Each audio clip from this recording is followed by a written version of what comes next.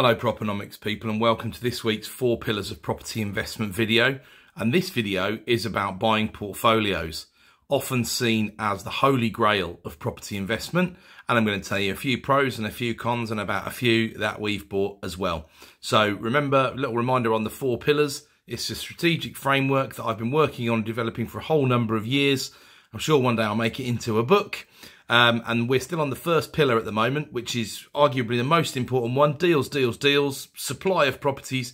Where do you get them from at the right sort of prices in order to start building yourself a property investment company, or to continue building your property investment company and hit your growth targets and your growth plans?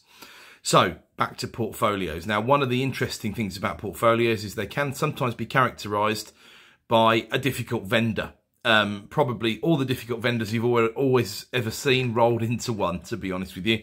For some reason, you get the occasional portfolio landlord vendor who thinks that although they nipped and tucked and did deals and all the rest of it to build their portfolio, they're going to be able to sell it all at full market value, or at the value, whatever value they think they should ascribe to it, or whatever Zoopla says, or whatever, to a willing buyer. And there's going to be a buyer out there who's just going to saddle on in and buy it. And of course, that can happen sometimes because if it's in a particularly good location, or you've got perhaps a registered provider or a serviced accommodation provider, or all sorts of people who might want specific properties in specific locations. But in reality, they're often not looked after perfectly. Quite a few portfolio landlords fall into the trap of they just start squeezing the portfolio and take out as much money as they can every month. And then after 10 years, they're wondering why it's all tired, it's in desperate need of repair. And then when it comes to sale, in reality, they're going to take a big haircut if they really want to sell it.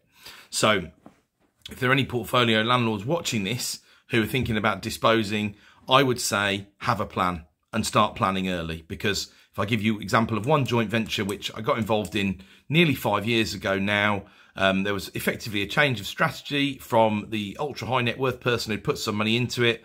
Pandemic came as well, of course. We hit our targets with the first significant slice of capital that we achieved.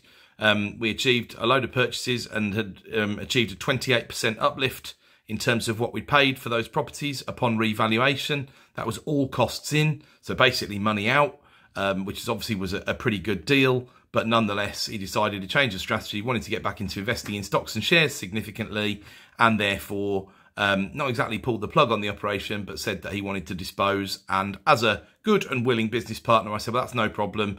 Here are the choices, effectively. We sell them on the open market quite slowly, and bear in mind, some of these are a little bit quirky. They've been bought for their yield, really, because we had a business plan that meant we were going to hold them for 10 or 15 years, and now we're getting rid of them pretty quickly. Now, we've had a bump up in the market since then, but everyone's had a bump up in everything because that's how inflation has worked, apart from anything else. But if we want to achieve full market value, there's a couple of problems there. Number one, voids. So even if we get it void, tidy it up a bit, get it on the market and agree a sale all within the first month, let's say, which can be quite ambitious if it's been tenanted and it's a bit scruffy, and also we're several hundred miles away from the property. But let's say we do that, we might still be looking at another 5 or 6 months before that sale completes. That sale might fall through. So there's significant costs associated. And as a percentage of a low value property, it is a fairly significant percentage sometimes. But that's the strategy we followed. And we've decided, okay, so we've got a double digit number of properties. We're going to have as many as few as 2 or as many as 3 on the market at any one time. And they are going to be sold with vacant possession void. So therefore, that's a cash flow drain on the rest of the business as well, of course. So then the business goes into a negative cash flow position because you're forcing there to be voids in what's still a relatively small portfolio, and you've got voids in more than 15% of your portfolio. But on paper, it will make everybody feel better that we've sold them at full market value. Doesn't sound that intelligent necessarily, does it? And by the way, that process is going to take 3 to 4 years to play out. Now, some of that is because 2023 was such a weak market, and that was when we started wanting to sell them. But hey-ho, that's property, that's life, and that's timing, right? So you've got to bear that in mind. But, of course, the other options were we go to auction, and had we gone to auction with a significant number of them in 2023, I think we would have taken a big bath. Or we speak to below market value cash buying agents. I couldn't step in and buy any of these myself because there would be a conflict of interest, and I wouldn't want to be involved or accused of being involved in anything like that. It wouldn't suit me. But realistically, we'd be giving them away at the same prices we bought them for, and we wouldn't be getting any of the uplift in capital growth and anything really for our time and effort because ultimately it's the capital growth side where the money is made over time. But of course, I do say this, property's for life, not just for Christmas. You need at least a 5-year time horizon and really a 10-year time horizon. So that was compromised in this situation as well. And luckily, we're still going to make a profit, but that's because we bought really well. So like they always say, you make your money on the way in. But that's a very, very typical portfolio landlord. Wants all the money up front as quickly as possible and doesn't really want to do the compromise, the trade-off between speed, certainty and price. And it's price ultimately people generally don't want to compromise on. Now, not all portfolio landlords are like that. Some are really realistic. Some are business owners and have built a portfolio on the side. Some have got limited companies to sell, and that opens a whole number of other angles, which I'll talk about in a different video in the future. But apart from anything else, it can be quite favourable for stamp duty, but there can be lots and lots of reasons why it might be worthwhile buying a limited company with a portfolio in. Now, what are you going to need to do for your due diligence on portfolios? Well, first of all, that first thing, and I was having exactly the same discussion yesterday with what sounds like a realistic vendor of a whole number of flats for a genuine retirement sale. Gentleman is significantly advanced in years.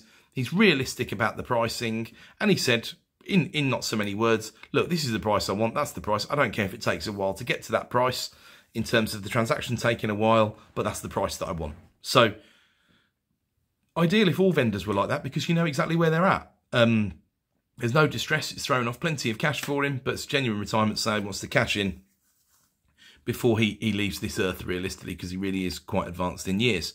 As I say, quite easy to deal with.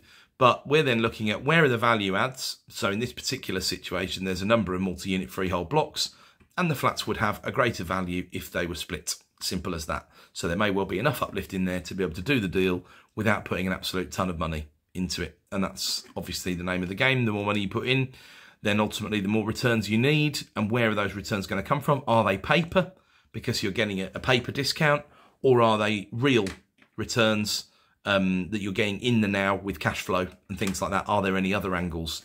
I've heard of some very cleverly structured portfolio transactions. Some people forget we've done a number of different things over the years where we've bought a portfolio and split that between 3 companies. So 3 different people involved, and said, look, this is a bit big for me all on its own, but actually if you take this, you take this, you take this. And we've even drawn lots and tossed coins and things like that for who gets what property, just to make sure no one's trying to gain an edge over the other.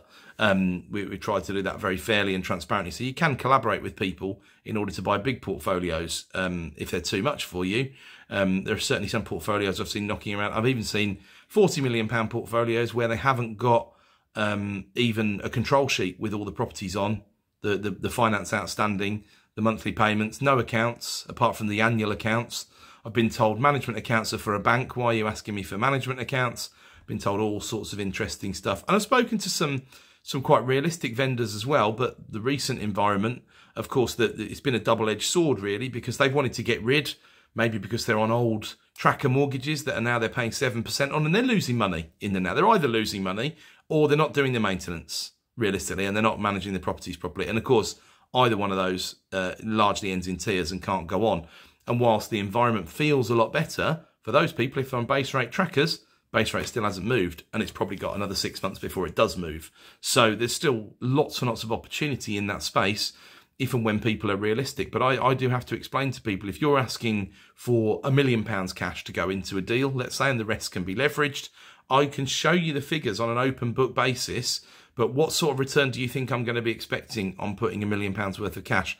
If I've got that £1 million worth of cash, and the reality is I may well have to borrow it from somewhere else, but if I did have it, what sort of returns am I going to want on that money? And people aren't particularly good at putting themselves in the other person's shoes. And sometimes you have to default to those paper returns, because if you're going to hold on to something, perhaps they've held it for a long time and there's a huge tax bill involved, and that's what's scuppering the deal. And is there a legitimate way around that? Not an avoidance scheme way, but a legitimate way around that taxation situation. And that can create value and put value on the table. But generally speaking, there aren't too many portfolios that come up for sale. A lot just go and think, well, we'll just punt it around the market and see what happens. Generally speaking, I think that's a waste of everyone's time, effort and energy, realistically. You need to understand it's the same as anything. If you're going to the market to sell something, you're probably going to take a little haircut on the price. If you're approaching people looking to buy stuff, you're probably going to have to pay at or above the price that they're worth. Simple as that.